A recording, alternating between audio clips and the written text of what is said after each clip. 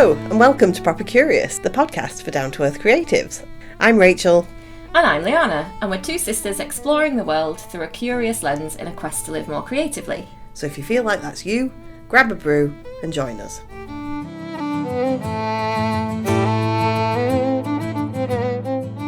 Hello, and welcome to Proper Curious, the podcast with the highest use rate of the phrase, "That's so interesting."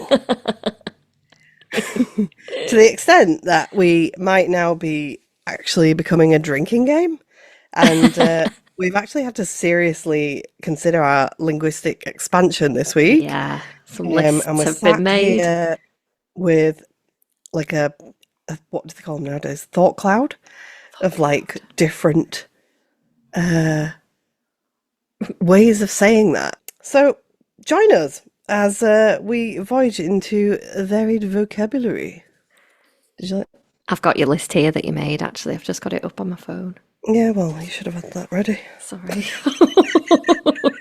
So, really, what is Proper Curious all about? The main point of this was that we wanted a down-to-earth podcast for creative people so that we can have a creative companionship through life. For curious and creative people.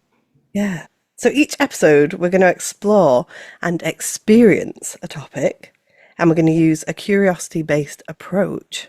Oh. And then we'll share our thoughts and reflections and obviously have a laugh. And then use that as a generator to prompt creativity. So we really hope that you'll journey with us and that we'll eventually figure out how to have a function on the website to be able to because this is a new thing. that. Since we recorded the last one, we have now got a website. Oh, Haven't we? So we made a lovely website. A lovely website. That's a lovely website. I need to get another word cloud for phrases. Lovely. It's just lovely. It's inspirational. I just think it looks really modern. Do you know what? It looks really good. It looks We're really impressed good. with ourselves, Yeah. and you should check it out. It's very easy to use. propercurious.com. Is that correct? Yeah, I think so. Yeah. Yeah. So, Propercurious.com. how we have selected the topics for the episodes, we thought that we would go basically on a tangent. So something in the episode will prompt the next topic, because that's kind of how curiosity works, isn't it? Like one thing leads to another. So we're just going to go on a wild tangent for God knows how long. It's just like curiosity is like a path, and then there's other paths going off it, and then you're just going down all these paths. It's like a woodland. It's like a woodland of knowledge. It's a tree of root knowledge. system. It's like fungi. Oh, yeah. Under the ground. You can't See, see now it. I'm like thinking, like, what shall I mention so I can get it in the next one? Mycelium. So the topic for this episode is going to be liminal, the liminal. But first, we're going to catch up with what we've been up to, since the previous episode. And the previous episode was witch marks. Yes. And what have you been up to since that? Well, I did actually. Oh, I really was very excited about this one because, well, we had a really good chat, didn't we, about it? And then I was like, at the end, I was thinking about Kate Bush and her songs, and I was like, yeah, I'm going to do a song. So I was having a little think over some of the themes that we talked about. So, like, we talked about, obviously, witches' marks at places that are considered thresholds. We talked a little bit about witches' familiars. We talked about representations. You were talking about that artwork that you raised, the representations of witches throughout as old and hag-like or as young and beautiful. Oh, yeah. Not massively, but we did touch upon it. It made me think about all these powerful women and how men had been sort of maybe a little bit threatened by that. And then I just was like, I was walking in the woods recording some crows. As you do. Because I originally had written...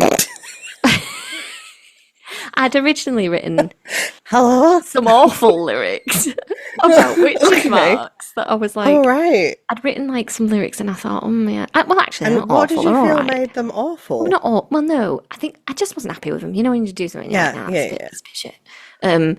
And like, Just but interested in the creative process, you I knew I wanted some crows in the song somewhere. Okay. Related to witches. Birds. So I was out with my recorder and me and Dylan were in the woods. I started thinking about this is a really long-winded way of telling you what I've been up to, but Yeah. this is my process. But by I now like we're my used to that. processes. I was on the A75 I was walking in the woods one day, and I heard a crawl. made me think Yeah. of a song. Anyway. I was thinking about this traditional folk song that's called King Henry, right? And the story Yes. of that is really, really briefly.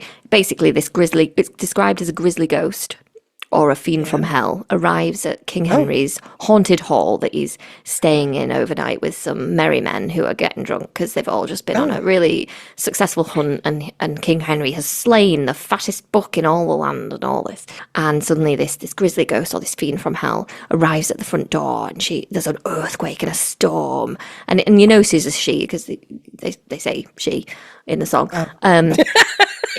Yeah. And she comes in, she crosses the threshold, Yeah. and all the men leave because they're scared, and King Henry's left there. And because like he's so charitable, apparently, she makes all of these ridiculous demands of him, like, well, not ridiculous, awful demands of him, like go and kill your horses and your hounds and your goshawks, and I'm gonna eat them and eat their flesh and drink their blood. And he gives her all of this, what she wants, and ultimately, as it turns out, she then makes him like strip off and like lay next to her in bed, and she's like, "You're gonna marry me," and then like King Henry's like, "Yeah, okay," and then in the morning when he wakes up, lo and behold, there's a beautiful maiden laying next to him. So, and I just thought, it's a bit weird, isn't it? But like, I just thought that folk song is very interesting because it has some of those themes included in it. And I just thought, wouldn't it be interesting and fun actually, to write my own folk song in response to that? So I kind of offered an alternative version, told from her perspective in her voice, where she basically she's had a bit of a day because King Henry's been in her woods shooting all the animals, and she's just like all her familiars, and well, her familiar, and the person who she loves has a familiar who is the book that King Henry has slain. So she's like raging, and she's like, this rage and bitterness and anger has like transformed her into this grisly beast that turns up on his door, just like King Henry, get here. And then I don't say that in this song. So she basically makes him kill all of his hounds and horses and goshawks, not because she wants that to be young and beautiful, but because she wants him to lose something that he loves because he's taken away something that she loves. So it's sort of like revenge. She then forces him to marry her just so that she can like haunt him for the rest of his days. Wow. It's quite dramatic. But I'm really chuffed with it. I really like it. So I created the melody, I came up with the lyrics, I wrote the verses, I think there's like 4 verses, Amazing. got the crows. I'm just currently playing around with like the music that I'm putting to it on And have you got a little GarageBand. sample to play us? I haven't. You haven't, no. I can't even remember the melody actually. I've not sang it. I like kept singing it around the house, and Dylan was like, "Mummy, can you stop?" Stop singing your creepy song. But he was singing it with me at one point. And then I created a SoundCloud account, and I'll probably put it up there and then link it on the website. Put the link. That'd be great. Yeah. So that's what I have been up to. What about you, Rach? What I did was tell us. a poem, which I'm actually going to read, and hopefully it's not too long. This poem is like the best. The best. It's the best. Yeah, it's quite a different style of poem for me because it's more like a little story rather than usually mine's are quite like reflections or feelings based. But I read actually loads more stories of like of witches, both female and male, Yeah. I would Yep. like to say Yep. that Yep. that were accused locally and got quite stuck into that. And I was just struck. What I was reading was the University of Edinburgh's massive study that they did documenting the cases, and it tells you what they were accused for and what their profession was. And I was just struck by, Adam, how many midwives and healers there were on the list. Yeah. Obviously, What a shame.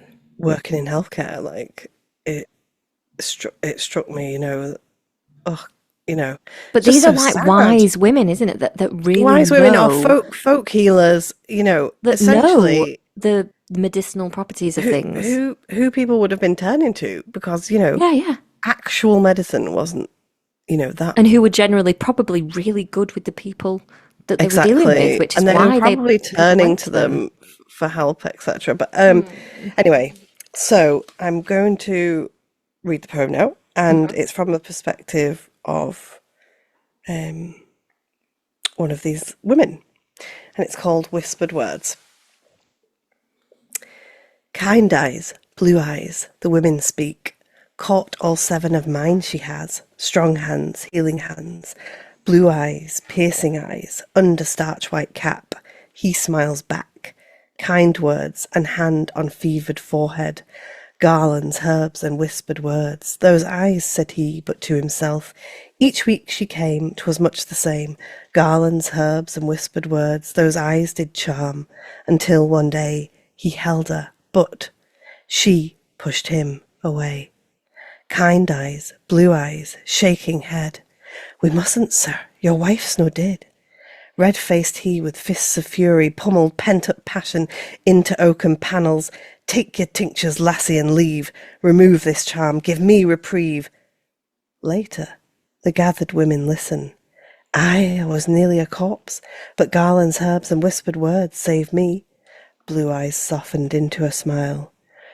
Red-faced he could not forget.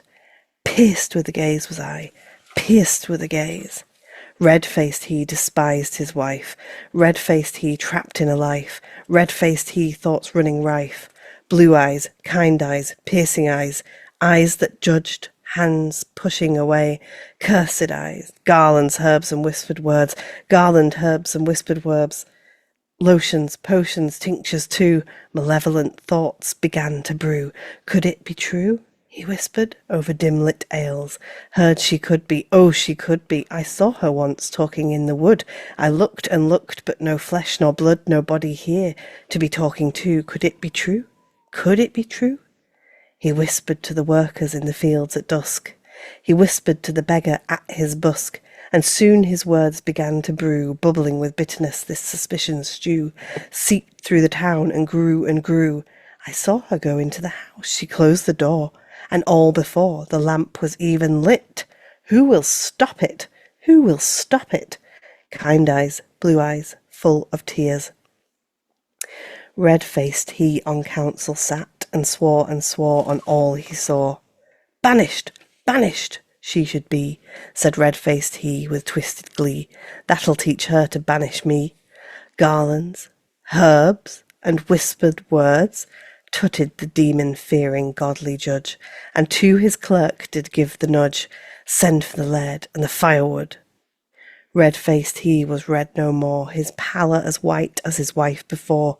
His whispered words had grown and grown, and he who has guilt had thrown the first stone. Kind eyes, blue eyes, full of fear, did peer and peer at pale-faced he.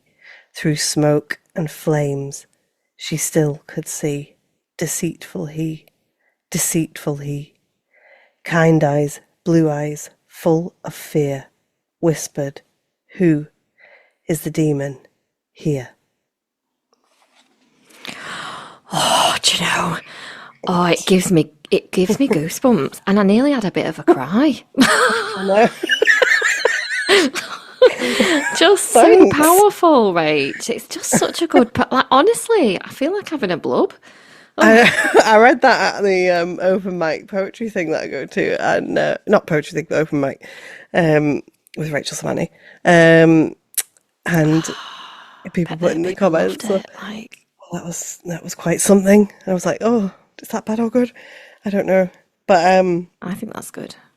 Well, anyway, well, yeah. whatever, it is amazing. So I am definitely inspired to write more narrative Yeah, I love that. poems. And we both said, didn't we? We both remarked how we'd found it really easy to write when we had a topic Topic and a to write direction. about. Because I Hmm. really love songwriting, but I sometimes struggle with writing lyrics because I always like playing piano and creating songs to me is such a personal thing that sometimes creating the lyrics and stuff can feel quite hard. Do you know what I mean?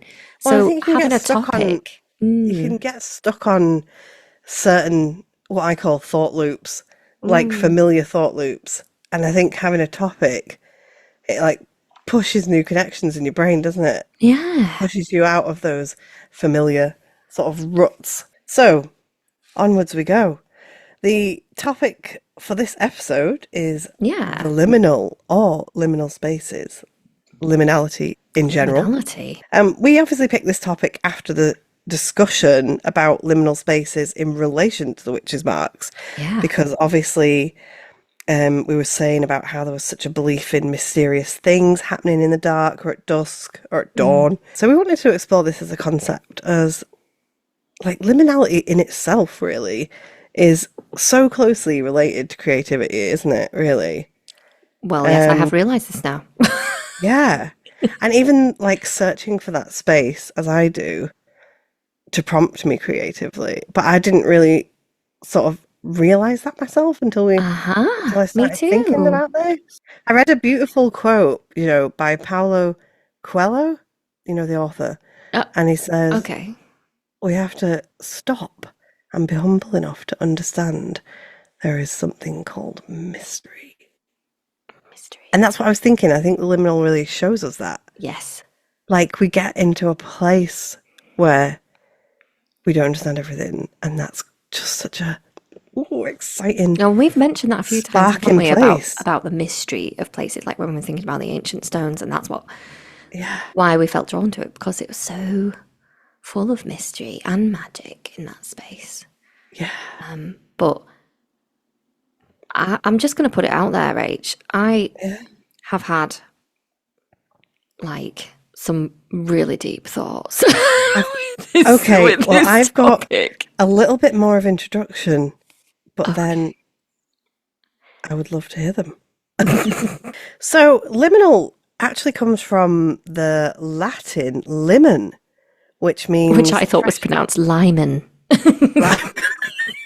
Well, it's like liminal, limon, I know, I don't lemon, know. lemons. I thought it sounded more Well, that Latin. means threshold or boundary. That's what I got. But the phrase liminal space was coined by a chap called Arnold van Gennep in his book Rites of Passage in 1908, which actually focuses on the phases of life, like youth and adulthood and transitions of like Yeah. moving and growing. And I couldn't really find anything else more about like the roots of liminal. But I suppose there's lots of different ways of talking about things that are liminal, but not everyone's calling it liminal. Yeah, because there's loads of different ways to describe liminality, isn't there? And different ways of thinking about it. So what does it mean to us? Because I bet we've got like different ideas about that. I think maybe some overlaps. Don't know. Yeah, Tell me, you Rach. don't know. What does it mean to you? Well, I think when I think of liminal, like I think it's like solitude and isolation and slipping between realms. What realms would they be? Well, the spirit world and this world. All right, okay. Obs. Well, that to me is where, Yeah, there's lots of different where you realms, feel though, isn't there? like I think the strongest thing that I associate with this really is obviously in my younger years, my teens, I was deep into the Celtic spirituality, and in Celtic spirituality, there it's usually called thin places. So that's the veil between the spiritual and the physical Yeah. world being thin and permeable and feeling closer to the divine in these spaces like Mm-hmm. Iona and etc. etc. Mm. And so I think I read a lot of like poetic and like obviously like mythology, folklore. A lot of it is in that sort of thin places Mm. dimension, which I love and enjoy. So I think that's why my brain really, really goes there. But I was interested in seeing the differences when I looked it up about, people talking about like shopping centres and places that are just empty as being a liminal space, which I wouldn't, doesn't elicit the same response in for me at all. Mm-hmm. Like I don't find that. To me, liminality has to have like a magical aspect. To me, Yeah. when we sort of like mentioned liminality as the topic, I was like, okay,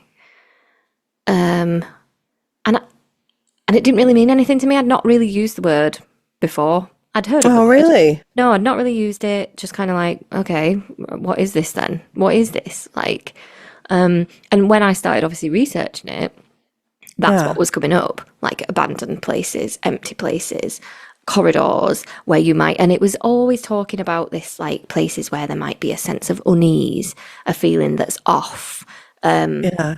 And I was like, okay, well, and I think because I read that was the first thing that I was faced with when I was researching it, I was like, oh, I don't really connect with that because No. like, yeah, I get it that there are some places because I started making a list of like, okay, well, yeah, there are definitely places where I feel that sense of like, ooh, unease or Yeah, whatever. it's But I was like like, that's kind of weird. like creepy, isn't it? Like Creepy. uncanny. Yeah. To me, those sorts of places would be like abandoned places, hospital corridors at night, Yeah. the back of house stairwell in the museum. Which leads to a tunnel that has been blocked off at the bottom. But I think I'm like, do I feel like that because it's just a bit creepy? Yeah. What else? But also, it's like what's behind, isn't it? That's the Yeah, thing. like That's what's the there? unknown. That time, and this is not a physical space, but I guess it's a time of year, that time in between Christmas and New Year, when you've taken the Yeah. tree down, but you're not quite back at work yet. And it's a bit like, oh, Oh, I don't feels get a bit that. odd. COVID. And then also, Yes. also weirdly, the doors section in B&Q. Okay. It's like Monsters Inc. Just, oh yeah. I just kind of thought, I always feel a bit like, ooh, all these doors that don't go anywhere. Oh. You know what? But Actually, on this, do you know when we were reading? We were both reading Robert McFarlane, The Old Ways, but mhm. in that book, he actually says about this artist called William Fox who has spent his career exploring liminal spaces, and he calls it cognitive dissonance in Ah, isotropic right. spaces, which is obviously more plainly translated as how we easily get lost in spaces that appear much the same in all directions. But it is that Mm, cognitive dissonance, isn't it? Like that that's yeah, in kind a of what that is. way. It's like, I oh, think, well, I kind of was thinking about that. I think maybe there's a bit of a contrast between what you would expect to be there yeah. and what's not there. It's the I lack think of it's why something, it's or it's a like, passing through place, or not a you dwelling know, the space. like spaces that like I don't know, chain restaurants being empty. There's a good typical one. Like, because you Because expect it's them to be usually so busy. full and Yeah, it's such a yeah, fake and false environment when there's nobody in it and you really look at it. yeah, It's like so yeah. Like the hum of like the lights and ugh. like um, empty supermarkets, you know? I suppose it's just yeah, like what when you're in a space and you're used to it and your expectation is that's going to be buzzing, you're going to be pushing, yeah. shoved So in that's why it queues, feels and then when odd. it's empty, it's just like, Yeah, ooh. but then I was thinking those places. I don't really go further into that feeling. Do you know what I mean? It didn't. I'm like, yeah, I can see that, but I think why I felt so stumped by my initial research was like, I was like, okay, yeah, and No, I know, but I think that's what they use. That's where I think this phrase has been attached to like cinematography and use in yeah, horror films, and that's like the liminal in the context of creating horror movies, because that's what, creates that sense of That unease, unknown and that fear of the unknown. that you obviously, often in horror films, it's that unusual setting that then something pops out, but you're already uneasy just because of how weird it is to see that place empty. Yeah, yeah. I was trying to think about like liminal times that I've had and then the themes of that. And I think like fog in particular, Ooh, yeah. I think it's like being enveloped in something mysterious and larger than yourself. And you can't really see clearly. There's like shapes emerging.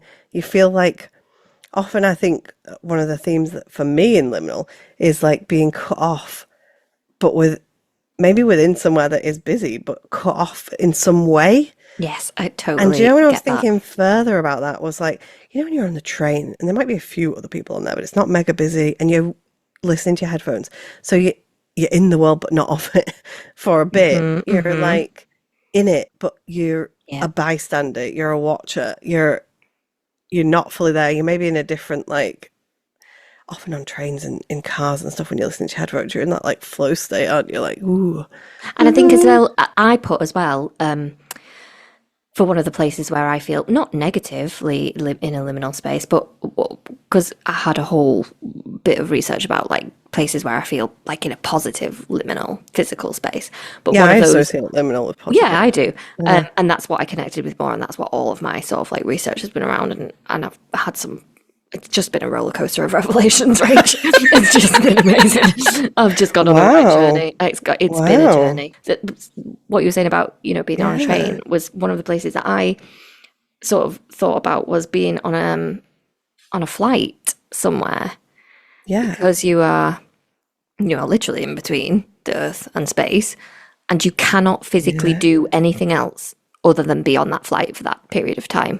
And that makes me feel magic and mystery and that anticipation of, what's to come. But I'm like suspended. Not, I mean, you're you're neither. You're suspended in that moment. And a lot of the thoughts things I had around this was about that. It's like being suspended. It's a pause. It's like time's on hold. Do you know what I mean?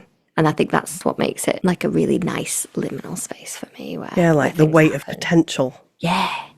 Yeah. And that's, I suppose, where liminality can be so great for creativity, because like what better than a between time for sparking creativity? I think that's why I like formative years. So you're between a child and an adult. You're like forming who you're going to be and leaving behind, how you were, and you don't really know how everything is unknown. Yeah. I mean, everything and is that holds a lot of potential and also unease at the same time. But as we get older, yeah. Cool. So I also thought a lot about the sea and me too. Not being able to place yourself, which is very similar to the aeroplane thoughts, isn't it? And ancient sites for me, me too. That largely because of the mystery of the purpose. We don't know. Standing stones. But you know that place has been created for a sacred purpose. Yeah. And I think that in itself, it makes it other, doesn't it? It makes it not part of you. Like a spiritual resonance over time. But this links to something that I read about was the early 20th century sociologist Joseph Campbell, who was talking about liminal places, and he kind of described the world as having like two categories of place. So you have the sacred places and the profane. So the profane places where you go, the bank, the supermarket, all the practical places like that. And he was talking about how there are then those sacred spaces, liminal spaces, where they're the places where the transformation can happen. They're the places that we can be in to enter into a state of better understanding ourselves and a world that's bigger than us. Yeah. And I thought, that resonates with I think that it word is like sacred.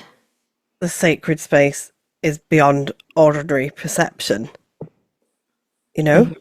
There's like palpable spiritual energies in those places. Because we're obviously the same people, same brains. We know the purpose, don't we?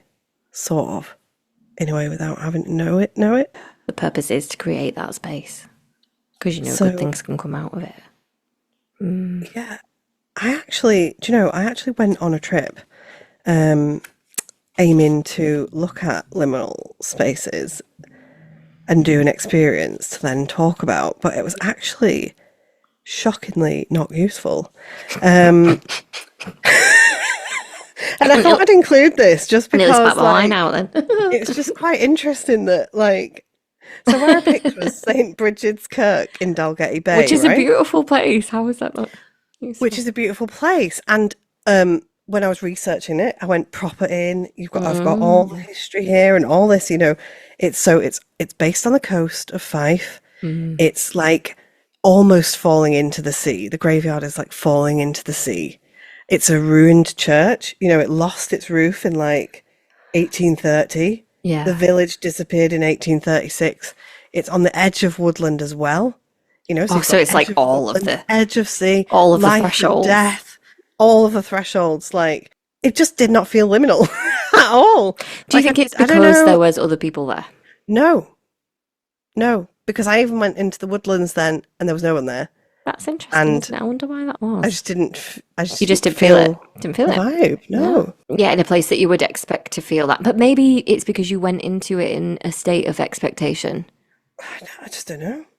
It's just funny. You can't, like, things Mm. that you might expect to be liminal are just sometimes not. Maybe if I'd And gone on that's a day and and it was but misty and that all the vibes were suggests there, but but that suggests, doesn't it, that it's something beyond what we consciously decide. decide. You kind of just when you do feel it, that's when you gotta tap into it. Yeah, you feel it. And you can't preempt when you're gonna feel that.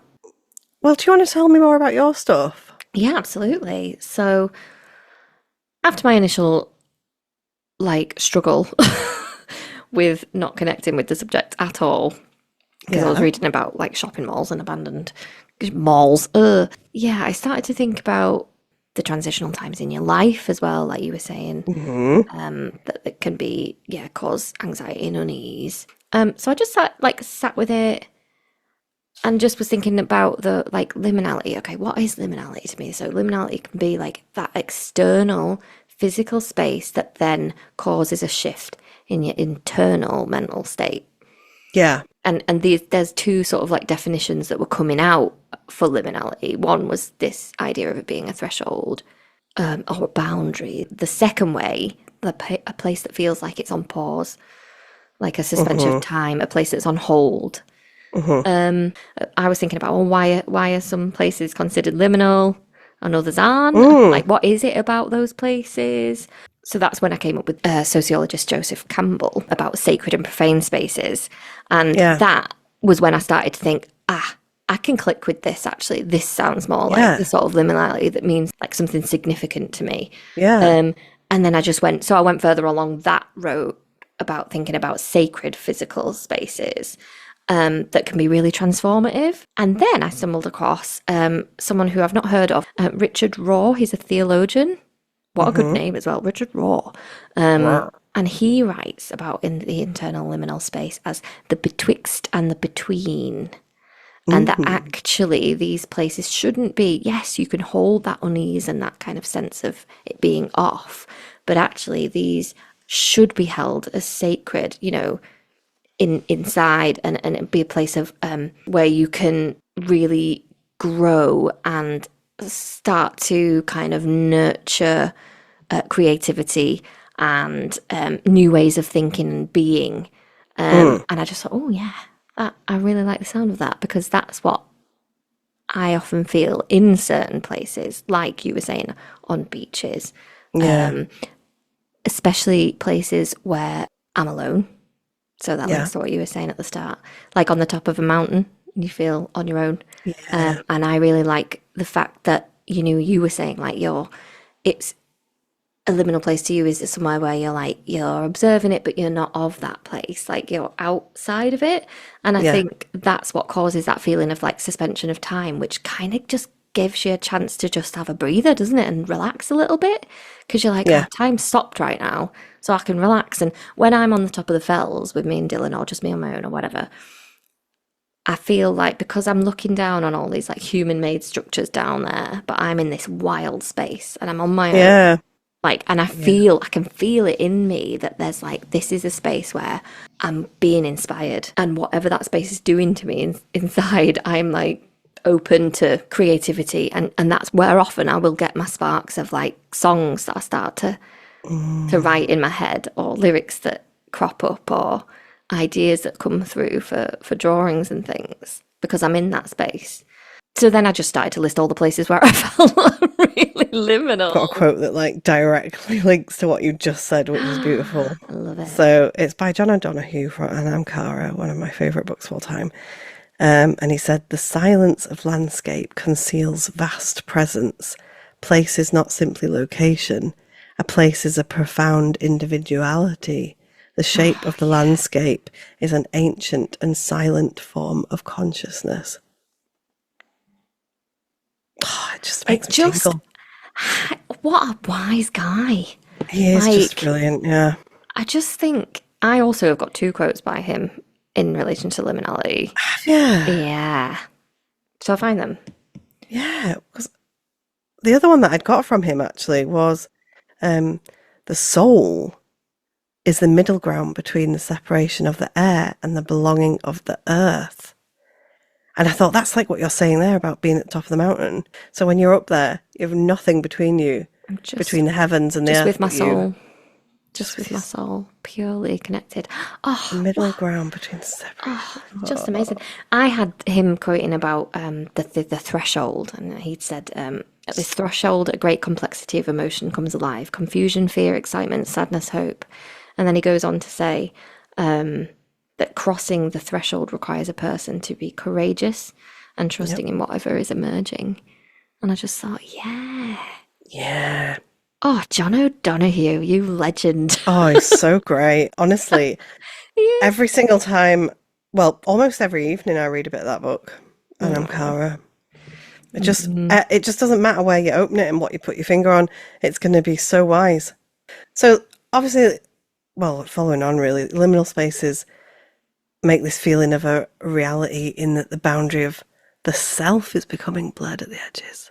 I have this quote by my bed that I read all the time, but I thought this is actually really ties in well with liminal. But the quote is, I am without form, without limit, beyond space, beyond time.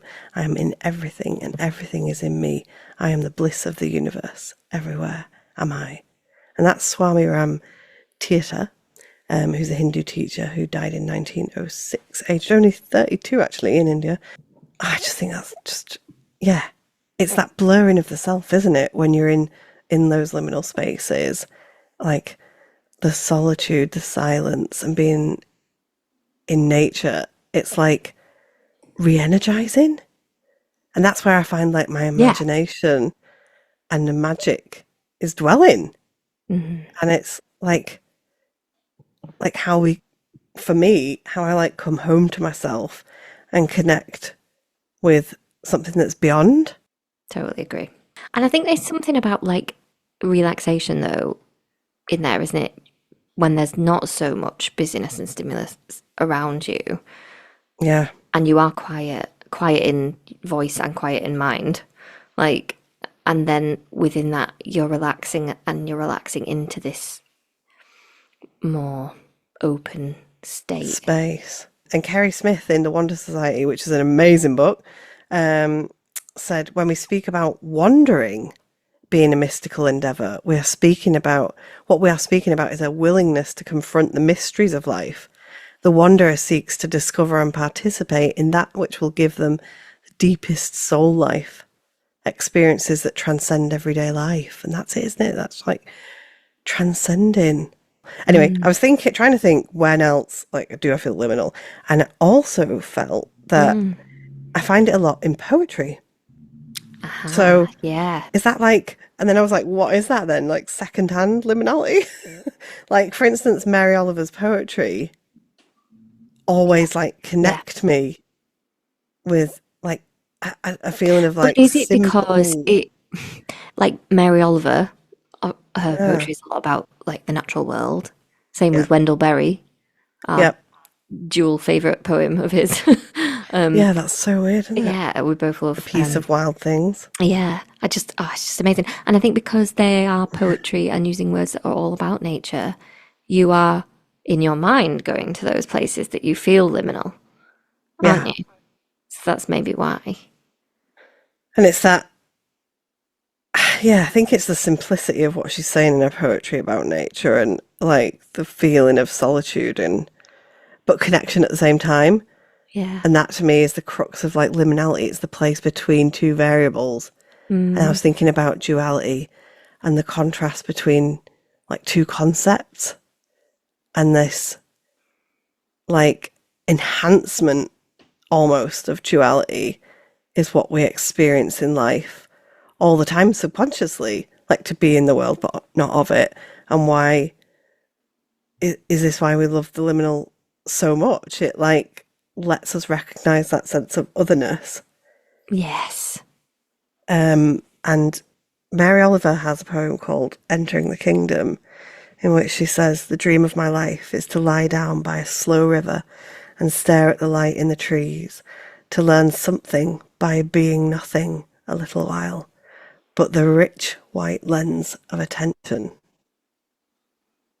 Oh, And yeah. when she said to learn something by being nothing, I just love that. I just think that's what it is for me.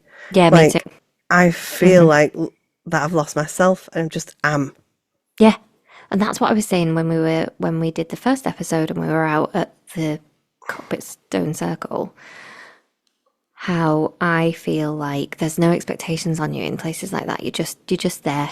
You are. Yeah. You just are for that bit. Yes. Yeah, and that is really freeing. And in that space, that's when you're just like open to just new things, aren't you? Wow. We are all one.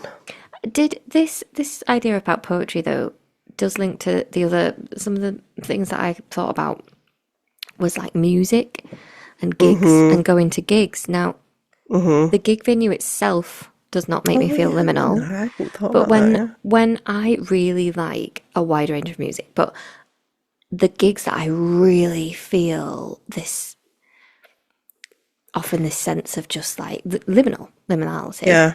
is when I go and watch a band that's really heavy and Yeah. really drony because they're quite often the songs last a long time and it's so loud you feel it It's like tribal. moving through your body and the vibrations, and then I kind of go into this sort of like liminal state where I'm just sort of suspended in that moment, and that also is like incredibly liminal for me. Yeah. I actually did write down some of the music for me that feels liminal is Primal by Merlot. So yeah, he's an audiovisual artist from the Midlands, and the visuals are on the song on Spotify, and it's just beautiful. It's like the hand outstretched towards the sun or light, and the song like always makes you feel like so elevated and out of the everyday. Honestly, it like makes my tummy flip. It's like Oh, I think you would love it. It's like choral elements tied with like a beat, and it just feels like yeah. So that's Primal by Merlot. Look it up. And then I was also thinking about like books and art, and there's a book called Being Human by Charles Foster, where he goes into the like mindset of the human experience in the Paleolithic, Neolithic, Mesolithic, 40,000 years of consciousness, basically. In that book, he gives a quote from W.B. Yeats, which is, "I'm looking for the face I had before the world was made." And I just thought, that's like, that really gives the essence of my love of liminal spaces, like that connection to like the oneness of everything, you know? that's really intriguing. I've never heard that before. Yeah. And Kathleen Jamie's book Surfacing looks at like artifacts through time, but it's very poetic and beautiful, and like definitely secondhand liminality from that.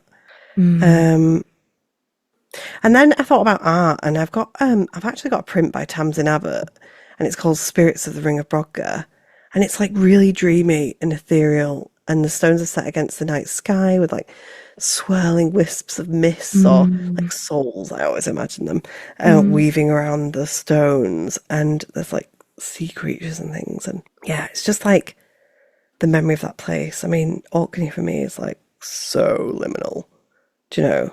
It's just beautiful, that like vastness of sky and sea, and It's really open, the isn't it, as well? light. It's just like, whoa. Yeah, you're just in a landscape that is feels timeless, you know? Yeah. And you can't And I really think that is something about the landscape where you know that landscape has looked that way for a long time. time. Yeah. And there's something powerful in that, I think. One other place that I didn't mention was old churches. Yes. And it goes back to the idea of, you know, this sacred and profane spaces. So you've got this sacred space, that's what it's been built for. And I think I quite like to go and sit in a church because they are often quiet. They are often not busy. And they are places that are specifically built for like prayer, reflection, meditation, contemplation. So that to me is really, really liminal, and it's often really beautiful to look at as well. With all the artwork around you and the stained glass windows and things. So I feel like that's another liminal place for me. Yeah. Mary Oliver says, stillness is one of the doors into the temple. Yeah. Oh, I think she's that's just like, great, isn't she? she's just great, yeah. But it's that stillness, isn't it, as well? Yeah, and I think that's what you find in really old churches or any place of Yeah. worship, to be honest, like Buddhist temples that have been in Hong Kong. Like, Any there's sort of also sacred that space. Yeah. sacred space where it's just a place that is designed that way, I guess. Yeah. And then I was thinking about transitions, that other kind of definition of liminality that isn't just about a physical space, but is about Yeah. transitions in life. And you were talking about, you know, the transitions from childhood to adolescence, adolescence to Yeah. adulthood. And I was thinking about, well, what other transitions are there in life that play quite a big part for me? And it is the wheel of the year, the turning of the wheel, and the kind of, yeah, the transitions between the seasons and the changes in our natural environment, and how as a family we celebrate those times. Yeah. And we don't just kind of just like blindly go into it. We create rituals around those times based on, you know, the harvest and what the earth is doing at that time. We take that opportunity to be mindful. We take that opportunity to do things that will encourage our well-being, connect to the land, creative things as well, like we did the cyanotypes for Mabon. Yes.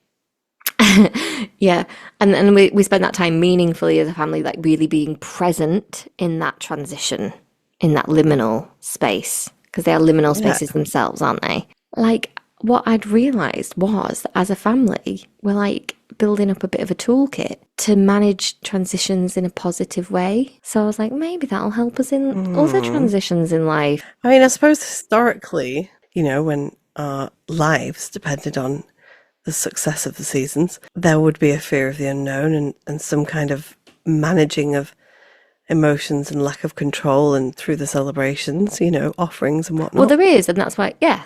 So it's that uncertainty. What will the harvest be? Will it be a good harvest? Will it be a bad harvest? Like, they are liminal by definition because they have transitions from one season to the next. So then we're tapping into that and noticing that transition as a liminal thing in itself and going with it in a positive way.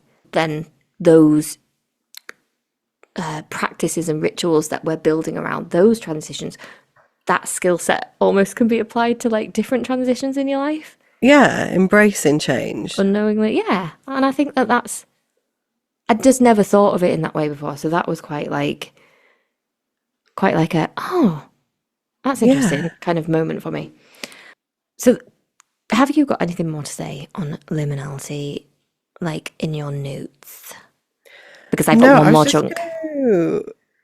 Oh, you go for yours then, yeah. So I came across, in my research, I was thinking about all these like physical spaces and internal states, and then I came across something that I'd never even really considered before or even read about or whatever, which was the liminal dreaming. So I stumbled, or also called hypnoidal, hypnoidal dreaming. So anyway, so I stumbled across the author Jennifer Dumpert, who has written a book called Liminal Dreaming, Exploring Consciousness at the Edge of Sleep. And within that, she mentions psychologist Andreas Mavromatis, who wrote in the 80s. I think that's right, Yeah. Mavromatis. He wrote about the 4 stages of hypnagogia. And I've just never heard about that. So hypnagogia is that transitional state from wakefulness to sleep. Yeah. And it's like the first stage. So you're not quite awake, not quite asleep. That's where you might get like flashes of faces or images or whatever. And you might have that jerky sensation, you know, where you're like, like you're falling. And Jennifer Dumpert explores that idea and then kind of creates this practical guidebook almost to how you can like create your own practices to enter that state willingly and consciously in order to enhance your creativity, improve your well-being and foster consciousness expansion. And I was just like reading that and I was like, that is amazing. Like what a great liminal place to be in, because you're not quite awake, not quite asleep, and this is when you could really be open to stuff. And I was like, and then I thought like, I feel a bit like sad, because I don't really ever feel like I'm in that space, because when my head hits the pillow, I literally I'm gone. Like, that's it. That's me. No, but like this is where And then you I don't remember dreams. Yoga Nidra. Is that? Well, I hadn't considered that before. But then what is interesting is that I went like the very next morning, I went into work. Abby, who's in my team, like one of the first things she said to me, she was like, yeah, I've really got to tell you this because it's a bit strange, but like, I've just got to tell you because I had a dream last night and you were in it. Yeah. You had given birth to a bird and then you'd asked me to like babysit your bird so that you could go back to work. My God. That's so random. But what does it mean? So I researched because I was like, oh, maybe I'll find like meanings for giving birth and meanings for birds, but I bet there's no giving birth to a bird as a human. But there is. Apparently, giving birth to a bird symbolizes transformation, No way. spiritual growth, freedom, and creativity. I'll fly away. Isn't it weird? And I was like, I sent her a message, and I was like, Abby, I think this is like a message, like the universe speaking to you. And liminality is all about transformation, growth, freedom, creativity. Being a chicken. Chicken. So I'll let an episode go by without a chicken.